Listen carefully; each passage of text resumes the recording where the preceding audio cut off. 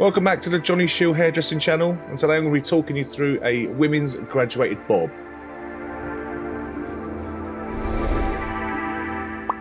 So starting off with a centre profile parting, we're then going to move into creating a forward diagonal section. This is going to allow us to keep the balance on both sides of the head and create a good steep 45-degree angle.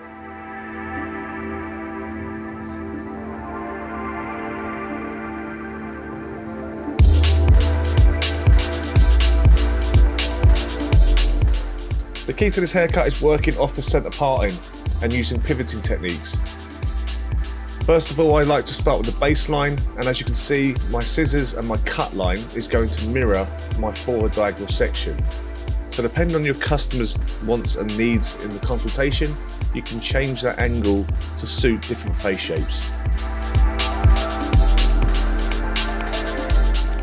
So let's start with the graduation. Now that we've got that baseline in, we can elevate that hair at 90 degrees from the head and use our fingers to create a 45-degree angle to create the graduation. We're going to be using a block cutting technique to start with to get our clean shape in. And off this section, we're going to be pivoting from that center profile point, just like the face of a clock, around so that our hands and fingers end up in a horizontal section so that we can maintain that 45-degree angle and not remove too much weight towards the edges.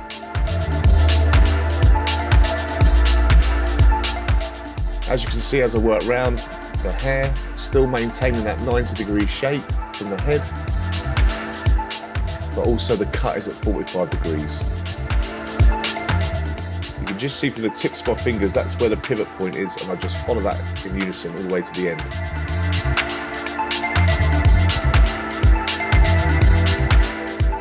We then repeat the process on the other side, making sure you reverse your fingers, and your fingers, as you can see, the shape of them also create an angle of 45 degrees. You can always see the tips of your fingers are slightly narrower than the chubbier part of your fingers, and this also helps. So reversing the fingers is going to give you the better execution of this haircut.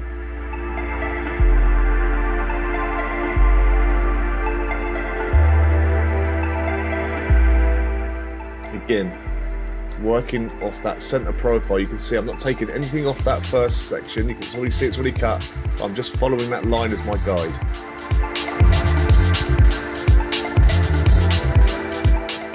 It's fascinating the amount of haircuts you can create using pivoting techniques.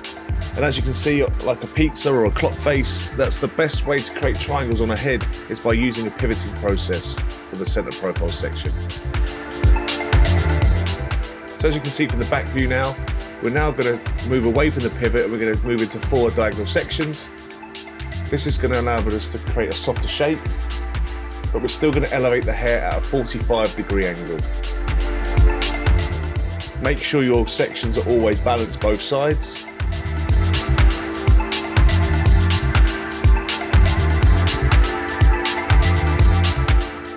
And follow your guide.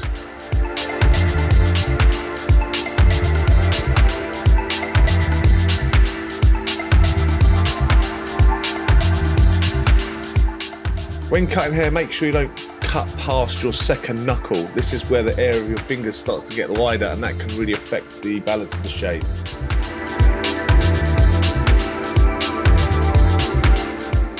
So here's another angle where we're starting to use the same shape, so that forward diagonal section and parting, we're still combing the hair at T to the parting. I'm using that guide and that graduation, and as you can see, that elevation, it's still at 45 degrees, but working in a horizontal fashion. When working vertical, what you're going to end up doing is going to be taking too much weight away from around where the ear area is. And also, this is a great way of transitioning from graduation into a one-length haircut through the sides. There's roughly around 15 different ways of cutting a graduated bob. There's many ways of interpreting it into different ways, but I always use this technique of pivoting as it is the fundamental part of the process to create any angled shape.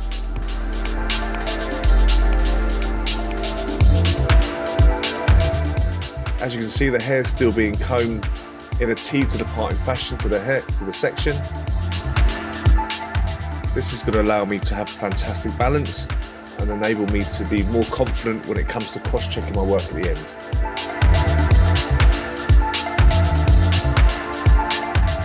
What you'll also notice in this next section is me using the point cutting technique through this area.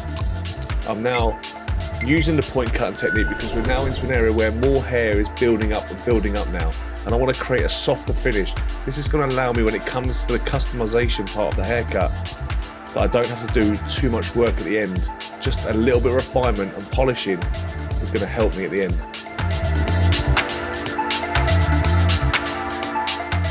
I'd always recommend to, if you're just starting out and learning this haircut, to club cut, blunt cut the whole haircut, and you can go in afterwards to soften it up. And as you gain the experience and knowledge and know-how about what you're trying to create, you can then add these processes in at a later date.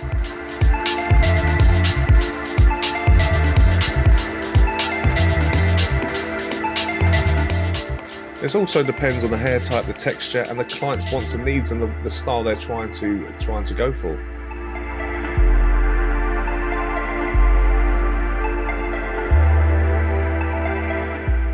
As you can see, this hair type and texture lends itself to this haircut. It is a very, very good haircut for this hair type and this head shape as well.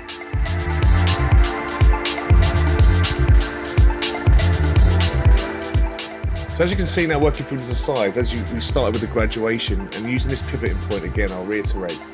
You can see how it's working its way around now, that we're almost walking into a one-length haircut. There is still that 45-degree angle, but through the sides, we're starting to get closer and closer to the one-length finish, or one finger's graduation depth that we want on the sides, for a little bit of softness, but a great transition.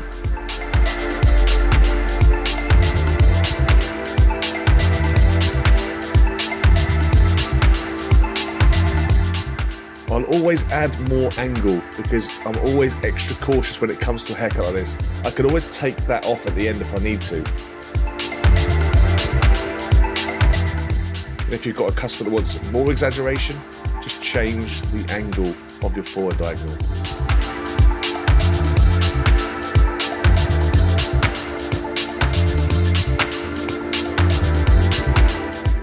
Cross-checking the work when it's dry, I can just see a few little strands, a few little loose bits. Just clean that up as we go. I prefer to work my haircuts off the client's parting. It makes it a lot easier for them to manage in the future.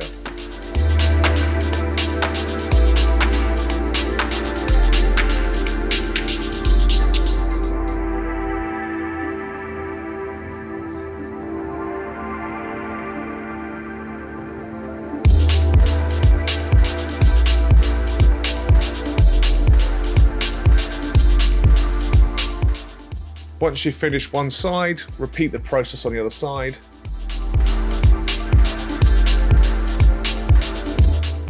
It's always good to keep in that rhythm. Some people like to do one side, one section, one side, the other section. I tend to find it's much easier to work on one side at a time, keep that rhythm, keep that, tempo. It's very important to have rhythm and tempo when it comes to a haircut, because you get into that rhythm and you become more confident as you come through the haircut. But whatever your process is, whatever your pattern is, stick with it. If it works for you, there's not a right way or a wrong way. So moving into the finish now, as you can see, the hair type is naturally quite straight. There's no movement in it at all. It's quite thick hair. The density is medium. So this is a perfect example for a graduated bob. We're just using the Dyson hair dryer and a head jog ceramic brush. This is going to allow to reduce the frizz.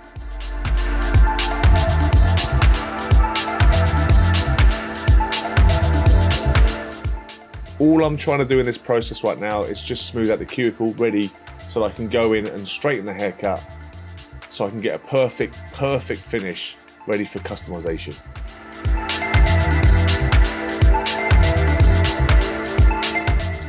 Little top tip, when you're straightening, remember the head curvature. When you start to straighten, when you start from the roots and work your way down to the ends, just give yourself that kind of roundness to the shape. Don't try and angle the straighteners to bend it under. Just allow yourself to just start high and finish low, and that will give you a tucked under finish to the haircut. Too many people I see try and use the straightness to bend it under, and actually if you start high and then work yourself down lower, that will naturally create a natural curve to the straighten. Also, when you're blow drying as a professional, not as a customer but as a professional, follow the same section pattern as the haircut. This will allow you to get the hair to sit in the right positions, ready for customization.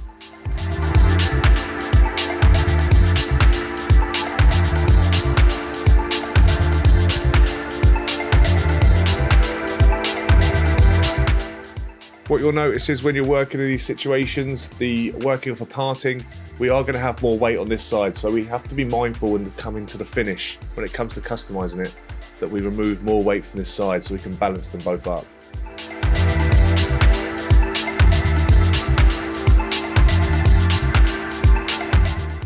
There's so many techniques to use to customize with. You can texturize with your scissors, you can texturize with texturizing scissors, you can slice cut, you can razor cut, there's loads of different ways.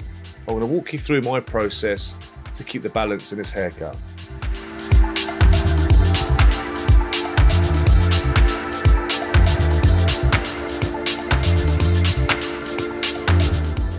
One thing to note with blonde hair is it shows up all the cut lines.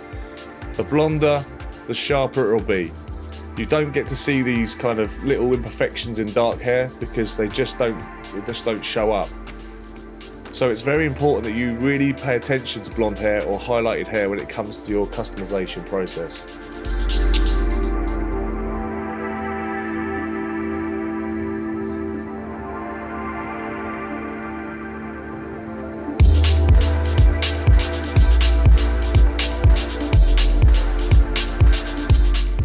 So now we move into the customization part.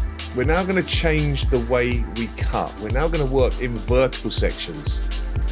Why are we working in vertical sections? Because I want to cross-check the haircut and I want to be mindful of the weight of each section to make sure I can remove the correct weight to create the right balance throughout the haircut. So from a technical standpoint, when you're doing this process, I see a lot of people going hell for leather when it comes to texturizing. Less is always more. We're just trying to shallow off that line to create a more natural finish to the haircut. So as you can see from this angle, again, working the fingers to 90 degrees from the head, and then we're going to angle our fingers at 45 degrees to maintain that shape. And as you can see, that weight just removing. Moving into the next section. Just watch how my fingers pull the scissors along. This is all about rhythm, tempo and technique. Making sure you keep the same amount of clicks, just like a musician keeps beat. It's exactly the same on each section. And you can start to see that bevel into the head shape. This is going to make maintenance of this haircut and the haircut last so much longer. The actual shape normally takes me about 15 to 20 minutes to cut in, but a haircut when it comes to refinement can take me nearly 40 minutes to an hour to refine sometimes, depending on the hair type. This is why I encourage regular maintenance for haircuts, because I can improve all the time on the haircut every time they come in. I'm only just refining and refining and refining. When you have customers that come back every 8 to 10, 12, 13 weeks, this becomes more of an issue and you end up having to cut a restyling every single time. So make sure you charge accordingly when it comes to this process.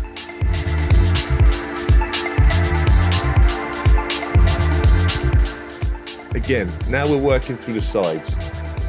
There is going to be a reduced amount of hair on the sides of the head compared to the back because we have ears.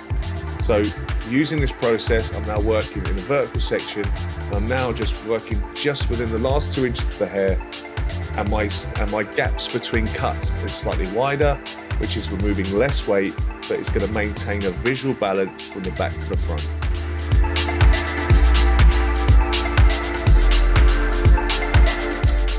The last section at the front, I'll do from a vertical section, because this last little point at the front has a little bit of extra weight. So working the vertical, this always removes a little bit more weight, and I'm going in a fraction deeper, which will give that face shape just a little bit more kick visually.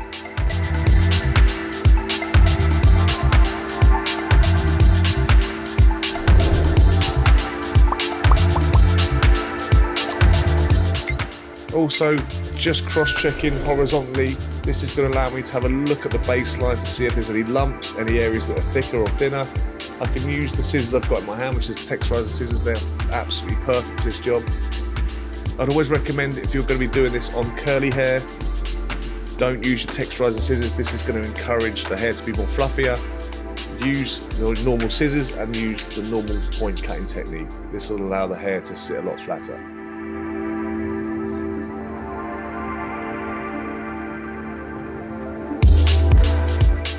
So now we're going to clean up all the rough areas. We're going to use a set of detailers.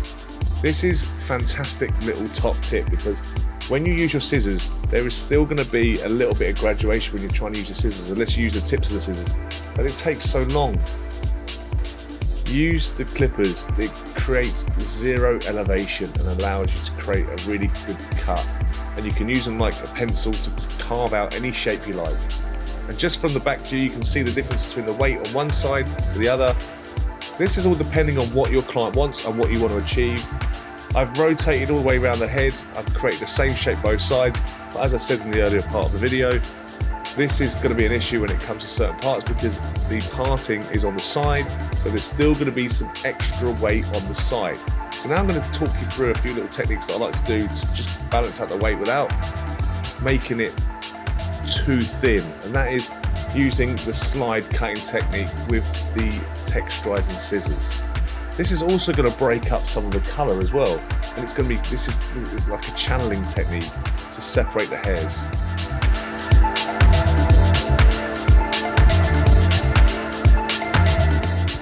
If you end up going too high with the graduation, you can always higher the baseline. This will then bring you back into a 45-degree angle.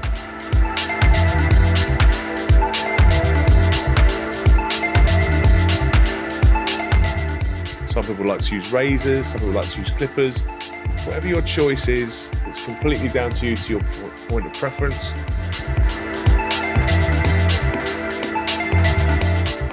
As you can see, using that pivoting technique, we've created that fantastic angle. We've transitioned from a layered haircut from the back into a 1 finger's depth at the side. And now we're going to move into the finish.